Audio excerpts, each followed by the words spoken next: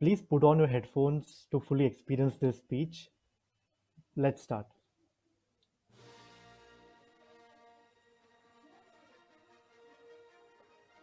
When we hear this music, we think of cosmos, galaxies, interstellar space, and of course, Star Wars. Most of our life, we forget to fathom how massive and amazing the universe is. In the grand scheme of things, we are smaller than a dust particle suspended in air. So, through today's speech, let's take a journey outside our planet and explore some interesting bodies of cosmos. I request you to put on your seatbelts as we blast off to the space to our first destination. At 3 light minutes, say hello to the tallest mountain in solar system. Mount Olympus of Mars was formed due to an unimaginable massive volcano.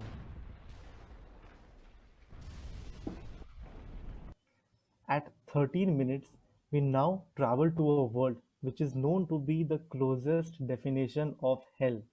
Venus's atmosphere is so hot that you will melt in seconds. If you were fireproof, the poisonous gas would get you. If you were immune to that also, the strong winds would throw you around.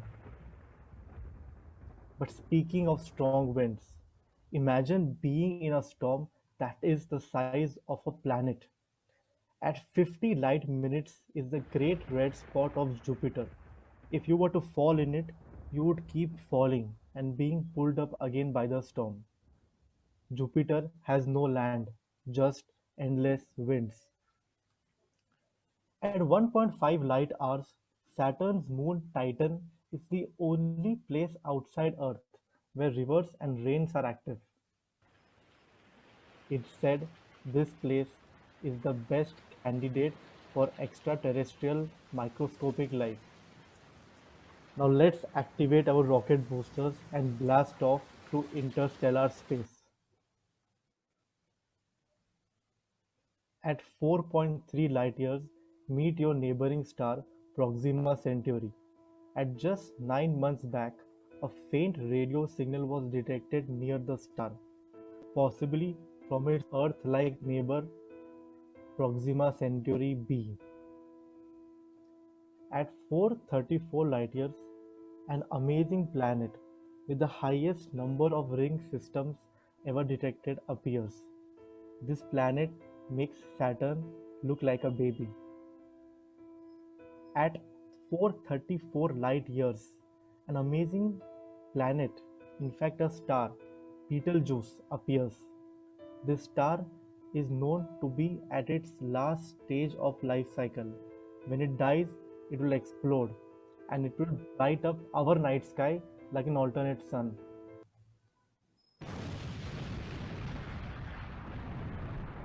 All the elements we are made of, carbon, iron, everything is forged in the supernova. We are literally stardust. At 1 lakh light years, we reach the end of our Milky Way galaxy. It is quite depressing to know that we are bound in this galaxy for all our life. In fact, this is the furthest reach of human radio signal. At 25 lakh light-years, our nearest galaxy, the Andromeda Galaxy, appears. This is how it's appearing to us in actual night sky. Now, this particular galaxy is on a collision course with our galaxy. Our night sky will look something like this when that happens. In 2 billion years, in 3.7 billion years, and eventually that's how a night sky will look when we collide. Our universe is massive and riveting. At 50 light years, we have just crossed our local group of galaxies. At 5.5 crore light years, we have crossed the Virgo supercluster of galaxies, one in many superclusters of our universe. All these amazing things are just a small portion of the Laniakea supercluster, which is 25 light years across. At 4,600 crore light years, 4,600 crore light years, we reach the edge of what we know as the observable universe.